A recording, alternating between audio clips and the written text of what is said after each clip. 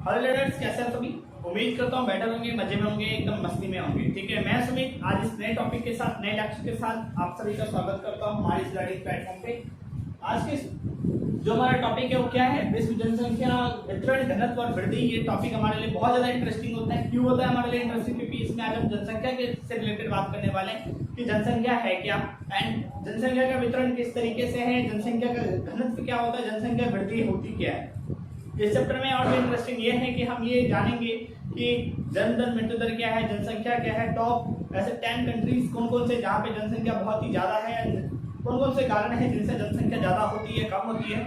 इसके साथ इस सीरीज में तो नहीं, पर आने वाला जो हमारा सीरीज है इसी चैप्टर का, उसमें हम डिस्कस करेंगे जनांगीय संक्रमण सिद्धांत क्या है, डेमोग्राफी ट्रांजिशन थ्योरी क्या है, यानी कि जनसंख्या का ट्रांजिशन कैसे होता गया एज पर टाइम। तो इसलिए ये हमारे लिए काफी इंटरेस्टिंग है। एग्जाम्स में जब हमसे पूछा जाता है इससे रिलेटेड क्वेश्चन तो हम बहुत ज्यादा लिख पाते हैं, क्योंकि हमें पता है कि जनसंख्या कितनी ज्यादा है एंड जनसंख्या को बढ़ाने में हमारा ही कंट्रीब्यूशन तो काफी ज्यादा है ना। तो हम लोगों के कंट्रीब्यूशन की वजह से पॉपुलेशन इतनी ज्यादा है, पॉपुलेशन ज्यादा है तो प्रॉब्लम्स भी काफी ज्यादा है। तो इसको कंट्रोल भी किसको करना है, हमें ही करना है। तो ये भी हम इसमें पढ़ेंगे लास्ट में, कैसे कौन कौन से मेजर्स हैं जिससे हम इसको क्या कर सके, कंट्रोल कर सके। किसको? जनसंख्या को। आपकी बातों का मेरी बातों का नहीं, ठीक है। तो आज हमें जो डिस्कस करना है वो टॉपिक है कि जनसंख्या क्या है, जनसंख्या घनत्व क्या है। लेकिन उससे पहले हम बात कर लें कुछ फैक्ट्स के बारे में, कुछ तथ्य के बारे में। वो फैक्ट्स क्या है? ये अगर हम जनरली में फैक्ट्स की बात कर लें आपके साथ, तो विश्व की 90% जनसंख्या जो है वो उत्तरी गोलार्ध में रहती है। तो northern hemisphere and southern hemisphere, आपको पता होगा कि हमारा जो ये पृथ्वी है दो हिस्सों में बटा है, एक नॉर्दर्न एक साउदर्न पार्ट। तो 90% जो पॉपुलेशन है कहाँ पर रहती है? नॉर्दर्न हिस्से में रहती है, और बाकी 10% जो पॉपुलेशन है कहाँ पर रहती है? साउदर्न हिस्से में रहती है। ठीक है, तो 90% पॉपुलेशन में आपको पता है कि कौन कौन से कॉन्टिनेंट ऊपर में, जितने भी कॉन्टिनेंट है सब ऊपर में है। तो लाइक 90% पॉपुलेशन वहीं पे है। और ऑस्ट्रेलिया कॉन्टिनेंट जो कहाँ पे है? साउदर्न हेमिस्फीयर में, जिसे 10% पॉपुलेशन ऑस्ट्रेलिया, ओशनिया जो महाद्वीप वगैरह है, इन सबको मिला के इसमें न्यूजीलैंड ये सभी देश आते हैं। ठीक है, उसके बाद आता है चीन और भारत, जो विश्व की जनसंख्या में 56% का योगदान देते हैं। यानी अगर ग्लोबली अगर हम बात करें, विश्व की जनसंख्या 100% है, तो उसमें चाइना एंड जो इंडिया है उसका अकेले का कंट्रीब्यूशन कितना है? अकेले का नहीं, दोनों का मिला के कंट्रीब्यूशन कितने का? 56% का। तो ये हमें प्राउड फील करना चाहिए। ये हमें गर्व की बात है कि हमारे जो देश है वो विश्व में शामिल है, कि विश्व को इतना बड़ा कंट्रीब्यूट कर रहा है। क्या? जनसंख्या 56% जनसंख्या दोनों मिलके। उसके बाद अगर देखें सर्वाधिक जनसंख्या के हिसाब से विश्व के मुख्य टॉप 10 देश, अगर आपसे एग्जाम से पूछे आप देख सकते हैं कि सबसे नंबर 1 देश है चाइना, अगेन भारत एंड संयुक्त राज्य America, Indonesia, Brazil, Pakistan, Nigeria, Bangladesh, रूस एंड मैक्सिको सिटी। ये वो कंट्रीज है, ये देश हैं जिनकी जो जनसंख्या है वो टॉप 10 में आती है। यानी कि इनकी जो जनसंख्या है काफी ज्यादा है। जिनमें अगर हम बात कर लें, चाइना की बात कर लें, भारत की बात कर लें, इंडोनेशिया की बात कर लें, पाकिस्तान की बात कर लें, बांग्लादेश की बात कर लें, तो ये वो कंट्रीज हैं जो एशिया के अंदर आते हैं। यानी कि आप मान सकते हैं कि एशिया का कितना ज्यादा अपना एक इम्पोर्टेंस है जनसंख्या को लेके। तो अगर आप ये बात करेंगे कि पूरे के पूरे वर्ल्ड का जो मार्केट है उसका भी जो फोकस है वो भी कहाँ की तरफ है? एशिया की तरफ ज्यादा है। रीजन एशिया की तरफ आने का कारण क्या है? क्योंकि एशिया में जो जनसंख्या है काफी ज्यादा है, मार्केट काफी बड़ा है यहाँ पे। तो हर देशों की निगाहें जो है एशिया के ऊपर बनी हुई है कि वो एशिया के ऊपर अपना ध्यान केंद्रित करें। जब एशिया के ऊपर उनका फोकस हो जाएगा तो ये कहा जा सकता है कि पूरे के पूरे जो ग्लोब पे अगर हम बात करें तो इनका फोकस हो जाएगा। इसलिए जो आप अमेरिका की बात करेंगे, अगर आप रशिया की बात करेंगे, या फिर आप दूसरे पावरफुल कंट्री यूरोपियन यूनियन की बात कर लीजिए, तो इन सबका फोकस कहाँ पे रहता है? एशिया के ऊपर रहता है, एशिया के देशों पर रहता है। ठीक है, इन्हीं में ये लोग कुछ ना कुछ हलचल करवाते रहते हैं, जिस वजह से अगर आप जनरली ये देखेंगे कि इनका एक पावर बना रहे इन सब देशों के ऊपर, और लोग इनको जानते रहे कि क्या है। तो आप देख सकते हैं कि कुछ भी घटना होती है हम एशिया में ज्यादातर देखते हैं, ज्यादा नेगेटिव एशिया में देखते हैं। ठीक है, तो क्योंकि टॉप ये जो जनसंख्या वाले देश हैं ये कहाँ पे आते हैं? एशिया के अंदर ही आते हैं। इसके साथ 20वीं शताब्दी में जनसंख्या जो थी वो 4 गुना बढ़ी है। यानी कि 20वीं शताब्दी जो था वो जनसंख्या 1-2 गुना नहीं, सीधा 4 गुना ही बढ़ गया। अगर मान लो जनसंख्या उस टाइम में 50 करोड़ भी होगी तो सीधा 200 करोड़ हो गई। अगर 100 करोड़ होगी तो 400 करोड़ हो गए। तो ये कितना बड़ा चेंजिंग है। अब 4 गुना बढ़ने का कारण क्या था? क्योंकि आपको पता है कि सेकेंड वर्ल्ड वॉर जब हुआ था, सेकेंड वर्ल्ड वॉर के बाद लगभग कितने ज्यादा मात्रा में लोगों की डेथ हुई, लाइक युद्ध में, वॉर में। आपको पता है जब वॉर होता है तब तक काफी ज्यादा लोगों का डिस्ट्रॉयड होता है। अब ये मत बोलना कि आपके घर के आपके पड़ोसी में लड़ाई होता है तो कोई कुछ नहीं होता है। ठीक है, तो पड़ोसी की बात हटाइए। यहाँ पर ये देखिए कि अगर जो पावरफुल में वॉर हो गया, रशिया यूक्रेन का वॉर हुआ, उससे पहले भी वॉर हुए थे, तो काफी ज्यादा लोग मरते हैं, तो जब लोग मरते हैं तो उस टाइम का जो पीरियड आया उसको बेबी बूम कहा गया, यानी कि बच्चों ने खूब जन्म लिया इस टाइम में। अब तो हमने लास्ट में क्या पढ़ा था, डिटरमिनिज्म पढ़ा था, पॉसिबिलिज्म पढ़ा था। तो डिटरमिनिज्म में हमने क्या देखा, डिटरमिनिज्म में हमने ये देखा कि भाई सब कुछ प्रकृति करती है। तो जब जनसंख्या असंतुलित हो गया तो बेबी बूम का टाइम आया, लाइक बहुत सारा जनसंख्या ऑटोमेटिकली फिर से बढ़ गया, like it natural phenomena. Okay, उसके बाद हर वर्ष लगभग 8 करोड़ लोग जो है जनसंख्या से जुड़ जाते हैं। मतलब आज एक साल हुआ 8 करोड़ लोग इंक्लूड हो गए, एक साल हुआ 8 करोड़ लोग इंक्लूड हो गए, फिर एक साल 8 करोड़ लोग इंक्लूड हो गए। कितना बड़ा मेजर चेंज है। और ऐसे पता नहीं, अगर मेरी एज ले लो, मैं खुद 21 ईयर्स का हूँ, तो लगभग 88 करके अब तक में कितनी करोड़ जनसंख्या हो गई होगी, सोचने वाली बात है। सब कोई बात नहीं, सोच लूंगा मैं, बाद में सोच लूंगा, आप लोग भी बैठ के सोचो, ठीक है। इतनी बड़ी चेंजिंग है। तो ये कुछ फैक्ट्स है, लाइक विश्व की 90% जनसंख्या है उत्तरी गोलार्ध में रहती है, 10% जनसंख्या दक्षिणी गोलार्ध में रहती है।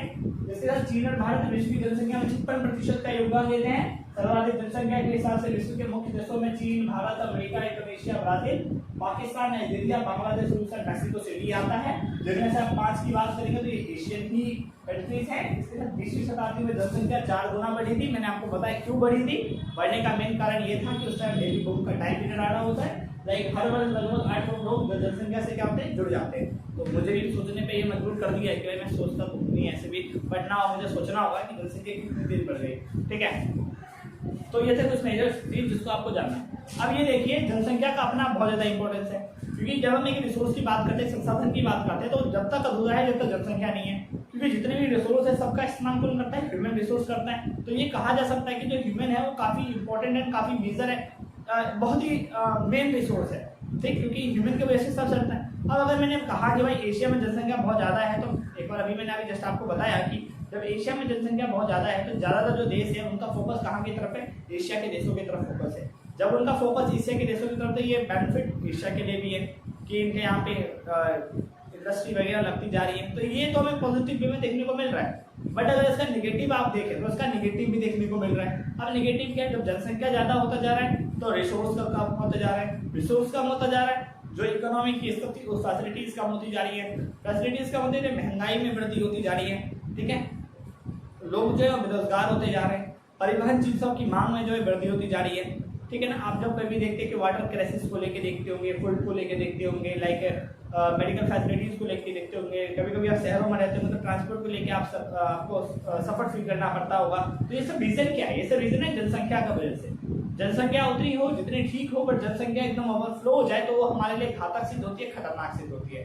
तो अगर मैं जनसंख्या की बात करूं तो विश्व में सबसे ज्यादा जनसंख्या जो है वो कहां, कौन से कॉन्टिनेंट में, तो कहते हैं एशिया कॉन्टिनेंट में। एशिया में सबसे ज्यादा जनसंख्या है, ठीक है। अब एशिया में भी आपको पता है पूर्वी एशिया है, पश्चिमी पूर्वी एशिया है, दक्षिणी एशिया, पूर्वी पश्चिमी एशिया है, इन सब में जनसंख्या है। उसके बाद दूसरी जनसंख्या कहाँ पे ज्यादा है, यूरोप में है, एंड अफ्रीका में है, फिर उत्तरी अमेरिका में है, दक्षिणी अमेरिका में है, ऑस्ट्रेलिया में है, और अंटार्कटिका जो है वो जनरहित है, ज्यादा लोग नहीं है वहाँ पे, कुछ ही है जैसे कि जो सैटेलाइट से रिलेटेड या फिर वहाँ से रिसर्च से संबंधित काम चल रहा है, बस कई लोग वहाँ पे रहते हैं। तो जनसंख्या का डिस्ट्रीब्यूशन इस तरीके का, ठीक है। तो मतलब हर ग्लोबली जनसंख्या एक जैसा नहीं, डिफरेंट है। तो जनसंख्या का वितरण इस पूरे के पूरे ग्लोब पे असमान रूप से वितरित है, अनइवन है, इवन नहीं है। इवन का मतलब भाई इंडिया में 500 है तो चाइना में 500, अमेरिका में 500, रशिया में 500, पाकिस्तान में 500, अफगानिस्तान में 500, ऐसा नहीं, अनइवन है, कहीं ज्यादा कहीं कम, इस तरीके से पाया जाता है। और इन सब के लिए जिम्मेदार कारण कौन कौन से, तो ये सभी कारण है जिन पे हम बाद में बात करेंगे, गॉट इट। तो अभी हम बात कर लेते हैं जनसंख्या क्या होता है, जनसंख्या घनत्व क्या होता है, और जनसंख्या परिवर्तन के घटक कौन कौन से होते हैं, यानी कैसे कौन कौन से चीज होते हैं जिनसे जनसंख्या में परिवर्तन आ जाता है। अगर वो चीज ना रहे तो जनसंख्या में परिवर्तन नहीं आएगा, ठीक है ना। तो हम जानते हैं जनसंख्या क्या है, किसी निश्चित समय में किसी क्षेत्र में रहने वाले लोगों की संख्या जनसंख्या कहलाती है, ठीक है। किसी निश्चित क्षेत्र यानी कोई पर्टिकुलर एरिया हो सकता है, कोई भी समय हो सकते हैं, वहां पे रहने वाले कौन सी संख्या है, एज वेल एज वही जनसंख्या है। Got it my point. Now जो सेकंड है आपका वो है जनसंख्या घनत्व। प्रति वर्ग किलोमीटर में रहने वाले लोगों की संख्या को जनसंख्या घनत्व कहते हैं। प्रति वर्ग किलोमीटर मतलब एक वर्ग किलोमीटर में कितने लोग हैं, इसे जनसंख्या घनत्व कहते हैं। अगर दिल्ली में आप देखेंगे तो प्रति वर्ग किलोमीटर में रहने वाले लोगों की संख्या काफी ज्यादा है, ठीक। और सबसे कम अगर मैं बात करूं तो अरुणाचल प्रदेश को आप देखो तो प्रति वर्ग किलोमीटर में रहने वाले लोगों की संख्या कम है। रीजन क्या है, अरुणाचल प्रदेश का जो इलाका है हिली एरिया है, माउंटेनी एरिया है, तो वहां हम नहीं कह सकते कि प्लेन एरिया है, लगभग बहुत ज्यादा लोग रहते होंगे, तो दूर दूर लोग रहते हैं। बट ना अगर मैं दिल्ली की बात कर लूँ आपके साथ, तो यहाँ पे बहुत बड़ी संख्या में लोग रहते हैं। रीजन क्या है, ये मत बोलना कि कर्नाट प्लेस है, इंडिया गेट है, भाई आप लोग पता नहीं कुछ भी बोल दो भैया कर्नाट प्लेस भी है, ये भी नहीं, ऐसा कुछ नहीं है। कर्नाट प्लेस अपनी जगह पे है, बट ना इसका रीजन ये है कि ये प्लेन एरियाज है, प्लेन ही प्लेन है, जो यहाँ पे जनसंख्या क्या है काफी ज्यादा है। आ रहा है आपको समझ में या नहीं आ रहा है? पानी पी थोड़ा सा भाई, आप लोग इस पढ़ाई के बाद कुछ खाते पीते रह दीजिए, ठीक है। बिना खाए पिए आप लोगों को कुछ नहीं हो सकता, ठीक। पढ़ते रहिए, साथ में स्नैक्स लेते रहिए। मैंने अपने साथ स्नैक्स तो नहीं लाया, बस चॉकलेट्स हैं एंड वाटर बॉटल है, ठीक है। पी क्या जस्ट अभी आया, सुनो आप। जनसंख्या घनत्व समझ में आ गया। अब बात करते हैं जनसंख्या परिवर्तन के घटक। ऐसे कौन कौन से फैक्टर्स हैं जिनसे जनसंख्या में चेंजिंग देखने को मिलता है? तो पहला कारण है जन्म दर। अगर लोगों के जन्मों में क्या होगी, वृद्धि होगी।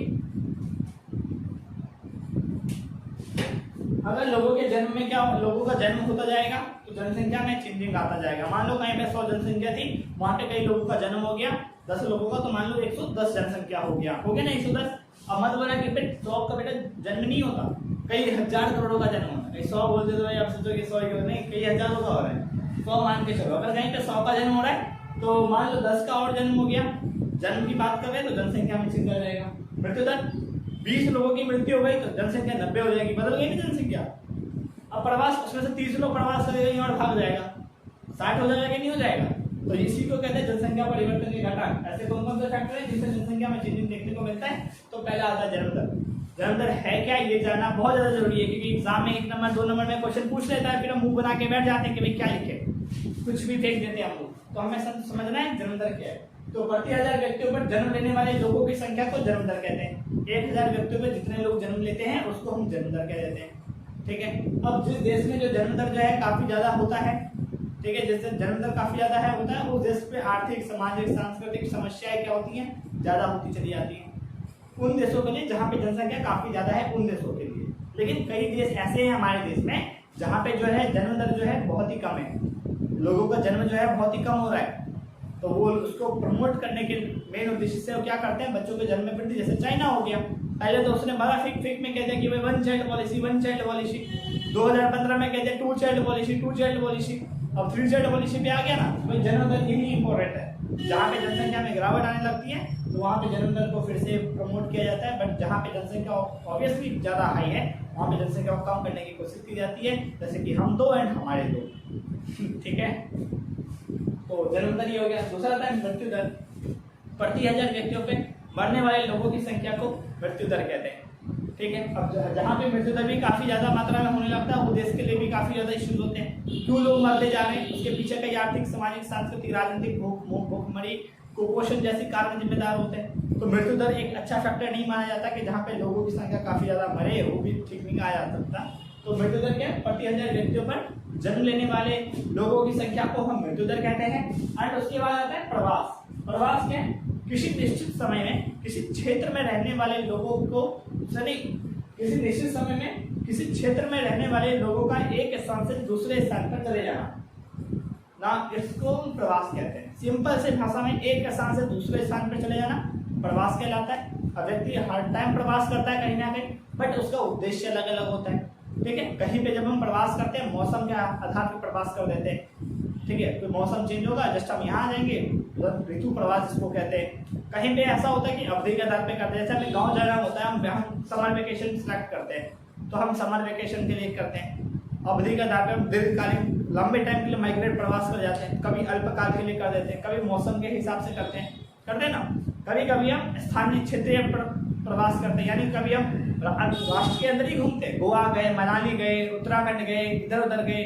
कभी कभी हम सीधा अमेरिका चले गए, लंदन चले गए, यूरोप चले गए, अलग अलग देश हम घूमे चले गए, इसे अंतरराष्ट्रीय प्रवास कहते हैं। तो प्रवास क्या, किसी निश्चित समय में किसी क्षेत्र में रहने वाले लोगों का एक स्थान से दूसरे स्थान पर चले जाना अल्पकालीन या दीर्घकालीन उद्देश्य से नाम प्रवास कहलाता है। अब प्रवास को मैं 2 चीज समझ सकते हैं, एक समझ सकते हो उद्गम और एक समझ सकते हो गंतव्य। उद्गम क्या होता है, जहां से व्यक्ति जाता है उद्गम हो गया, और जहां पे पहुंच गया वो क्या होता है, गंतव्य होता है। जब आप मुझे पता है इवन मैं उसमें था, किसमें आ गया था, कंफ्यूजन में आ गया था, कैसे मैंने दोनों को उल्टा समझ लिया था। अब हुआ क्या, मैं जब दिल्ली मेट्रो के पास गया, फाइनली मैं दिल्ली मेट्रो के पास नहीं गया, मेट्रो स्टेशन पे मैं जस्ट उतरा नहीं, मैं जाने वाला था, ठीक है। तो मैं ये कंफ्यूज में आ गया था कि भाई मैंने देखा कि वहाँ पे उद्गम लिखा हुआ है, मतलब जहाँ से लोग जाते हैं, और मैंने क्या समझ लिया जहाँ पर लोग आगमन करते हैं, तो मैंने सोचा अच्छा उद्गम का मतलब ये होता है, ठीक है। गंतव्य हो गया, तो उसमें मैंने क्या जहाँ पे हमने पहुंचे, जहाँ पे मैं पहुंचा वहाँ पे उसको मैंने उद्गम समझ लिया कि यहाँ पे मैं इसको उद्गम हो गया, लेकिन ऐसा नहीं होता। तो मैं बड़ा कंफ्यूज हुआ उस टाइम में, ये क्या है। मेट्रो में दिमाग में ये चलता कि भाई क्या था, कॉन्सेप्ट कैसे फेल हो गया माइंड में, कि समझ में नहीं आ रहा है सही क्या है गलत क्या है। तो उस टाइम में हमारे पास फोन भी नहीं हुआ करता था कि हम सर्च मार के देख लें ना। फाइनली मैं उस दिन घुमा फिरा ना, फाइनली मैं घर आया, मैंने स्टोरी को देखा क्या उल्टा कर दिया मैंने, तो देखा कि मैंने कॉन्सेप्ट को उल्टा कर दिया। तो उद्गम क्या होता है, जहाँ से लोग जाते हैं उद्गम कहलाता है, पर जहाँ पे लोग पहुंच जाते हैं उसे गंतव्य कहते हैं। अगर आप राजीव चौक से निकल रहे हैं तो उद्गम हो गया, बट आप अगर इंडिया गेट पहुंच जा रहे हैं तो गंतव्य हो गया। आया समझ में आपको? तो उद्गम एंड गंतव्य क्या है। अब प्रवास तो करते क्यों है भाई, आप भी तो कहीं से आए ना, मैं भी कहीं से आया हूँ ना, हम फिर कहीं चले जाएंगे ना, तो भाई हम प्रवास करते क्यों है। तो प्रवास के दो कारण है, एक प्रतिकर्ष कारक है, एक अपकर्ष कारक, पुश एंड पुल फैक्टर, जिसे कहते हैं पुश एंड पुल। पुश क्या करता है, स्थान छुड़वा देता है, बोला चल मेरे पास फैसिलिटी जलवा गया, लोग छोड़ छाड़ के भाग जाता है। पुल आजा मेरे पास, कहते हैं ना आजा मेरे पास क्यों, क्योंकि हमारे पास क्या फैसिलिटीज है। तो प्रतिकर्ष एंड अपकर्ष, जहाँ पे सुविधाएं नहीं होती, वहाँ पे शिक्षा नहीं होता, वहाँ पे हेल्थ नहीं होता, वहाँ पे लोग बिल्कुल बेरोजगारी होती है, खाना प्रोवाइड नहीं हो पाता, युद्ध हो सकता है, पॉलिटिकल पार्टीज ध्यान नहीं देती हैं। तो जहाँ पर ये सभी घटना घटित होती है उसको हम कह देते हैं भाई प्रतिकर्ष का। वहां से लोग भाग जाता है, छोड़ छाड़ के रहता ही नहीं। अफगानिस्तान में तालिबान आ गया तो अफगानिस्तान के लोग थे भाग गए, बोले कहाँ नहीं किसके पास, अब जीने ना दे हमें, भाग गए ना। तो ये हो गया प्रतिकर्ष का। दूसरा होता है आपका क्या, अपकर्ष का, जहां पर सुविधाएं होती हैं, फैसिलिटीज होती हैं, लोग वहां से भाग के यहाँ जाते हैं। अब देखो कि इंडिया को ले लो, अलग अलग गांव है इंडिया में, और जब गांव अलग अलग है, क्या हर गांव में क्या फैसिलिटीज एकदम तगड़ी वाली है क्या, बिल्कुल तगड़ी नहीं है। लाइक ढेरों प्रॉब्लम है, जब इतनी सारी प्रॉब्लम है तो वहां के लोग करेंगे क्या, अब वो लोग भाग के आ जाते हैं शहरों की तरफ। शहरों में क्यों आ जाते हैं, क्योंकि यहाँ पे परिवहन की सुविधा अच्छी है, शिक्षा भी है, स्वास्थ्य भी है, घर भी मिल रहा है, खाना भी मिल जाएगा, सब कुछ अच्छा है, नौकरी भी मिल जाएगा, सब है, सिक्योरिटी भी है, सब चीज की फैसिलिटीज अच्छी है। तो जिसको हम कहते हैं अपकर्ष कारक, जहाँ पर सुविधाएं काफी ज्यादा होती है उसे अपकर्ष कहते हैं, ठीक। तो प्रवास के दो रूप हैं, एक प्रतिकर्ष एक अपकर्ष। पुश एंड पुल, धक्का भाग यहाँ से, धक्का पूरी मतलब कि भाग यहाँ से, सुविधाएं नहीं होती, लोग छोड़ के भाग जाते हैं। पुल, सुविधाएं बहुत ज्यादा होती, लोग अपने आप अट्रैक्ट होते हैं, आप फंसा जाते हैं। तो अगर आप एक लेजेंड मैन रहेंगे ना तो आप लोग छोड़ के नहीं भागे, ठीक है, आपके पास अट्रैक्ट होता जाएगा लोग, एंड जस्ट आप पकड़ इसको पकड़ेंगे यार, आप थक जाएंगे यहाँ से।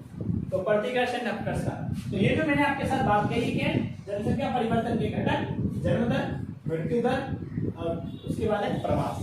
आया समझ में, जन्म दर क्या है, मृत्यु दर क्या है, प्रवास क्या है, जनसंख्या घनत्व क्या है, जनसंख्या क्या है, आया समझ में आपको। उसके साथ प्रवास के दो रूप, प्रतिकर्ष अपकर्ष समझ में आया। प्रतिकर्ष जहाँ पे सुविधाएं बिल्कुल भी नहीं होती, बट अपकर्ष जहाँ पे फैसिलिटीज होती है, वो अपकर्ष हो गया। फैक्ट्स की हमने स्टार्टिंग में बात कर रही थी, अब बात कर लेते हैं जनसंख्या वितरण को प्रभावित करने वाले कारक। पेपर में ये सवाल रखा हुआ है, हर बार रखा हुआ है और आता ही आता है। क्या है जनसंख्या वितरण को प्रभावित करने वाले कारक, देख लेते हैं। जनसंख्या वितरण को प्रभावित करने वाले कारक क्या है, जहाँ जनसंख्या को ऐसे कौन कौन सी चीजें जो इम्पैक्ट पहुंचाती है। कहीं पे हमने देखा कि जनसंख्या बहुत ज्यादा है, कहीं पे हमने देखा कि जनसंख्या बहुत ही कम है। आप जिस इलाके में रह रहे होंगे, मुझे लगता है कि वहाँ जनसंख्या हो भी सकती है ज्यादा, कम भी हो सकती है, बट जिस इलाके में मैं रह रहा हूँ वहाँ जनसंख्या फुल है। अजय में यहाँ के लोग ध्यान में अभी भी कोई गाड़ी लेके निकल गया होगा, चैन नहीं है, लगभग देखो 1:30 बज रहे हैं, अभी भी रिलैक्स नहीं कर रहे हैं इनको। क्या कर सकते हैं, आप लोग कुछ कर सकते हो, कुछ नहीं। देखो जनसंख्या वितरण को प्रभावित करने वाले कारक, कैसे कौन कौन से कारक है जिससे कहीं पे जनसंख्या ज्यादा होती है, कहीं पे जनसंख्या कम होती है, कहीं पे मॉडरेट होती है। तो इन सभी को प्रभावित करने वाले कुछ कारक होते हैं जिस वजह से ऐसा कंडीशन देखने को मिलता है हमें, ठीक है। अब बात कर लेते हैं भौगोलिक कारक। ज्योग्राफिकल फैक्टर्स में क्या है, जल, जहां पर जल की उपलब्धता बहुत ज्यादा होगी, पानी अच्छी मात्रा में मिलेगी, हर चीज की जल से संबंधित कोई समस्या नहीं होगी, वहां पर जो है जनसंख्या काफी ज्यादा होगी, ठीक। लेकिन जहाँ पे जल ही नहीं उपलब्ध होगा, तो वहां पे अगर आप बात करेंगे जनसंख्या के ज्यादा होने का, तो वहां पे जनसंख्या बहुत ही कम होगा, क्योंकि जल ही तो जीवन है। तो आप देखोगे नदियों के आसपास के किनारे के जो क्षेत्र है काफी ज्यादा संघन बसे हुए क्षेत्र है। लाइक अगर एग्जाम्पल लूं, मान लीजिए गंगा रिवर बह रही है, यहाँ पे कानपुर भी आ जाता है, यहाँ पे इलाहाबाद भी आ जाता है, पटना भी आ जाता है, तो ये एरिया कितने कॉम्प्लेक्स एरिया है, बहुत ज्यादा जनसंख्या इस एरिया में। रीजन क्या, बगल में ही जल उपलब्ध हो जाता है, पानी उपलब्ध है। जब पानी उपलब्ध है तो लोग रहेगा कहाँ पे, तो यही रहेगा। एंशिएंट टाइम में भी लोग नदियों के आसपास ही अपना घर बना कर रहते थे। रीजन क्या था, पानी। तो जहाँ पे जल की फैसिलिटीज अच्छी होती है वहां पे लोग रहते हैं। जल ही नहीं तो वहां पे क्यों रहेगा। डेजर्ट एरिया में जाके रहोगे क्या आप, अभी भाग के आ जाओगे। बट अगर गंगा के किनारे बैठा दो आपको तो खूब मजे करोगे। तो जल बहुत ज्यादा इंपॉर्टेंट है। दूसरा था भूमि। जनसंख्या को प्रभावित करने में भूमि भी अपनी महत्वपूर्ण भूमिका निभाता है। पहाड़ है ये, पहाड़ पे लोग जाके कम बसते हैं, प्लेन एरियाज पे लोग जाके ज्यादा बसते हैं। ठीक, तो जनसंख्या जो है पहाड़ों के हिसाब से प्लेनों को ज्यादा सोचती है कि प्लेन कहाँ हो, समतल कहाँ हो, क्योंकि प्लेन जहाँ पे होगा वहाँ पे लोग खेती भी करेंगे, वहाँ पे परिवहन भी चलेगी, वहाँ पे प्लेन भी उतर जाएगा, हेलीकॉप्टर भी उतर जाएगा, फैक्ट्रियां होंगी, सब चीज कहाँ होगा, भूमि से पता चलता है। मृदा, लोग डेजर्ट को नहीं खोजते, रेगिस्तानी मृदा को नहीं खोजते, जहाँ पे कुछ भी उगाया कुछ नहीं उगता, गरम गरम लग रहा है, बस रात में ठंडा ठंडा लग रहा है, दिन में गरम गरम लग रहा है, उस मृदा को नहीं खोजते। लोग उन क्षेत्रों में रहना पसंद करते हैं जहाँ की मृदा क्या होती है, उपजाऊ होती है, फर्टाइल होती है। जब फर्टाइल होगी तो लोग वहाँ पे चावल उग जाएगा, तो चावल हो जाएगा, मछली चावल बना के खाएगा, क्योंकि बगल में रिवर भी रहेगा, मछली चावल भी खाएगा, दाल चावल भी खाएगा, गेहूँ उपजा लेगा। ठीक है, तरह के छोले कुलचे बन रहे हैं, छोले पूरी छोले बन रहे हैं, बहुत कुछ बन सकता है। तो क्या है, मृदा। मृदा भी एक इंपॉर्टेंस है। जलवायु, कहाँ का क्लाइमेट कैसा है, कहीं टेम्परेचर बहुत ज्यादा है, लोग वहाँ पर रहना पसंद नहीं करेगा। टेम्परेचर जहाँ का मॉडरेट होगा लोग वहाँ पर रहना पसंद करेंगे, जहाँ दिन कुछ और रात ठीक रहे, मॉडरेट रहे, ठीक है, वहाँ पर लोग रहते हैं। उस जगह पे नहीं जहाँ बहुत ही ज्यादा गर्मी पड़े वहाँ भी लोग नहीं रहते, और जहाँ पे बहुत ही ज्यादा ठंडी पड़े लोग वहाँ पे भी नहीं रहते। अब आता है प्राकृतिक वनस्पति। लोग जंगलों के आसपास रहना पसंद नहीं करते। मान लो कोई भी एरिया क्या है, बहुत ही डेंस है, ट्रीज से, पेड़ों से, जब बहुत ज्यादा डेंस एरिया होगा तो वहां पे क्या होगा भाई, एनिमल्स बहुत ज्यादा पाई जाएंगे, तो किसको उठा के लेकर चला जाए। तो लोग इस एरिया को सिलेक्ट नहीं करते जहाँ वेजिटेशन बहुत ज्यादा हो, लोग उस एरिया को देखते हैं जहाँ पे कम समय हो, दूर दूर हो, और लोग उस एरिया को रहना ज्यादा पसंद करते हैं। तो ये सभी कारक है, भौगोलिक कारक। पेपर में सवाल आता है, लिखना जरूर है, मुंह मत बना कर बैठ जाना कि क्या लिखना है। ठीक है, बता रहा हूँ तो अभी सुन लो तुम लोग। ठीक है, तो ये हो गया भौगोलिक कारक। तो भौगोलिक कारक में जल, भूमि, मृदा, जलवायु, प्राकृतिक वनस्पति होगी। ठीक है, तो आप इसमें लिखोगे भौगोलिक कारक के बारे में। वेट कर लेकर थोड़ा रिलैक्स कर लेता हूँ मैं भी यार, तुम लोगों को पढ़ रहे हो ना तुम लोग, और बताओ कैसे हो, कैसे तुम लोग ये बताओ पहले। टॉपिक तो जस्ट अभी स्टार्ट करते हैं, 2 और रह गया, सॉरी 3 चीज और रह गया, उसको देख लेते हैं। एंड नेक्स्ट वीडियो में मैंने बताया कि उसमें हम क्या क्या डिस्कस करेंगे आपके साथ। डीटीटी, डेमोग्राफी, ट्रांजिशन थ्योरी, जनांगीय संक्रमण सिद्धांत, एंड जनसंख्या वृद्धि की क्या प्रवृत्ति है, कैसे कैसे जनसंख्या बढ़ती गई, कब कितनी जनसंख्या हो गई, उस पर हल्का सा बात कर लेंगे। ठीक है, तो पहले थोड़ा रिलैक्स कर दो। देख रहे हो आप लोग, ऐसे हटाओ, देख ही लेते हैं। भौगोलिक कारक समझ में आ गया, क्या क्या भौगोलिक कारक है। अब बात करते हैं आर्थिक कारक। आर्थिक कारक में क्या है, रोजगार, उद्योग एंड परिवहन। जहाँ पे रोजगार की सुविधाएं होगी लोग उस जगह पर रहना ज्यादा पसंद करेंगे। मान लो नोएडा एक बहुत ज्यादा इंडस्ट्री है नोएडा में, नोएडा के आसपास के जो इलाके हैं, दिल्ली से रिलेटेड जो संबंधित क्षेत्र हैं, उन एरिया में लोग ज्यादा रहते हैं। रीजन क्या होता है कि वहां से लोगों को रोजगार मिल जाता है। तो दिल्ली के आसपास, नोएडा के आसपास का जो इलाका है बहुत ही ज्यादा डेंस एरिया है, बहुत ज्यादा जनसंख्या है यहाँ पे। कारण क्या, नोएडा में फैक्ट्री है, लोगों को रोजगार मिले तो वहीं रहेंगे। उद्योग जहाँ रहेगा आसपास ही जनसंख्या रहेगी। परिवहन की फैसिलिटीज जहाँ पे ज्यादा बेटर होगी लोग वहीं पर रहना पसंद करेंगे। तो ये सब हो गया आर्थिक कारक। अब पता चला कि आपको जाना है कर्नाट प्लेस, दिल्ली में है, जाना है कर्नाट प्लेस, तो आपको पता है कि आपके घर से आप बाहर निकलोगे, जस्ट एक रिक्शा मिलेगा, मेट्रो जाओगे, मेट्रो से चले जाओगे, बस मिलेगा चले जाओगे, कुछ ना कुछ मिलेगा चले जाओगे। अब आप हैं अपने गाँव में, अब आपके अपने गाँव में क्या है कि अपने स्टेट की राजधानी जाना है, लखनऊ जाना है, पटना जाना है, भोपाल जाना है, कहाँ जाना है, बस आपको सोचना पड़ेगा भाई यार आज बैठूंगा नहीं कब सामने पहुंचूंगा कि भी नहीं पहुंचूंगा, बस मेरी तो ठीक नहीं तो पैदल ही भाग जाऊंगा।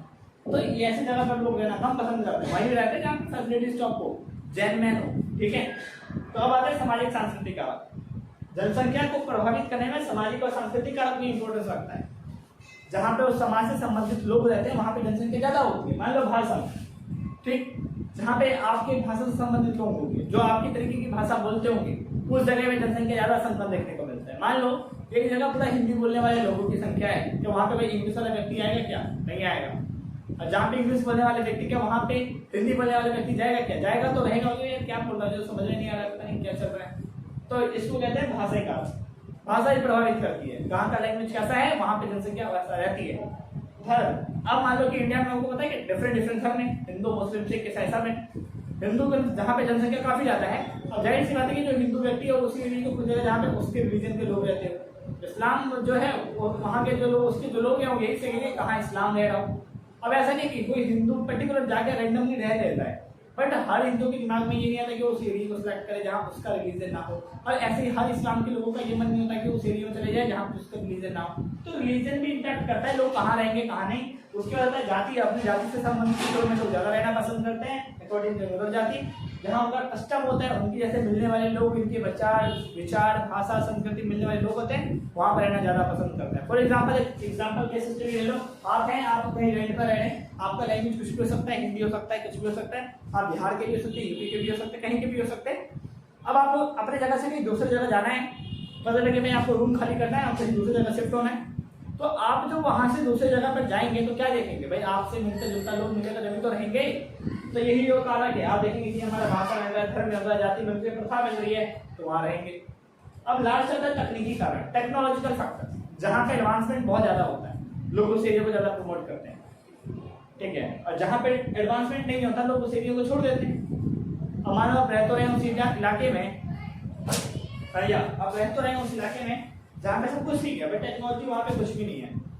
बच्चा अभी पता है आप सबको ऑनलाइन क्या सीन था, कोविड का टाइम था, लाइक सबको ऑनलाइन पढ़ना, कैसे पढ़ेंगे, जहाँ टेक्नोलॉजी रहेगी बेटर तभी तो पढ़ेंगे, है ना। तो जहाँ पे टेक्नोलॉजी डिसएडवांटेज हो जाता है, लोग वहाँ रहना पसंद नहीं करते, लोग उस स्थान को खोजते हैं जहाँ टेक्नोलॉजी हाईफाई हो, जेन्युइन हो, ठीक है। तो ये सभी फैक्टर है जो जनसंख्या को बेसिकली प्रभावित करते हैं, और इन्हीं की वजह से जनसंख्या कहीं पे ज्यादा है, कहीं पे कम है, कहीं पे मॉडरेट है, कहीं पे तो बिल्कुल भी नहीं है, निर्जन बड़े हुए क्षेत्र है। तो यही वो कारक है जो किसी जनसंख्या को इफेक्ट करते हैं। तो आज की इस क्लास में हमने क्या डिस्कस किया, हमने डिस्कस किया कि भाई कुछ फैक्ट, 90% जनसंख्या उत्तरी गोलार्ध में, 10% यहाँ पे, 50% का योगदान चीन एंड भारत दोनों मिलकर देता है। टॉप 10 कंट्रीज ये हैं, जिनमें से ये 5 जो है एशिया के ही देखने को मिल रहे हैं, और हर वर्ष जनसंख्या 8 करोड़ हो जाती है। 20वीं शताब्दी में जो जनसंख्या है कितनी गुना हो गई, 4 गुना हो गई। ये फैक्ट आपको याद रखना था।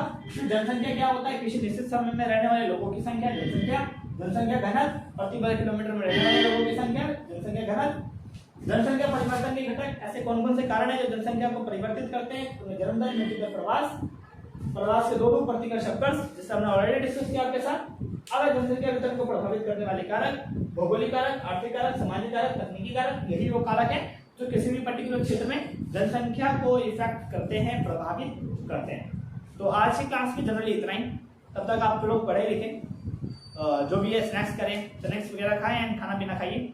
नेक्स्ट जो हमारा वीडियो आएगा उसमें हम आपके साथ डिस्कस करेंगे, 2-3 और हमारे टॉपिक रह चुके हैं, उसको देखेंगे। एंड प्लीज अगर आपने इसे कहीं शेयर नहीं किया है तो आप इसे प्लीज शेयर करें, औरों तक इसको पहुंचाएं, ठीक है भाई, मेहनत कर रहे हैं हम, ठीक। Okay, bye bye and take care.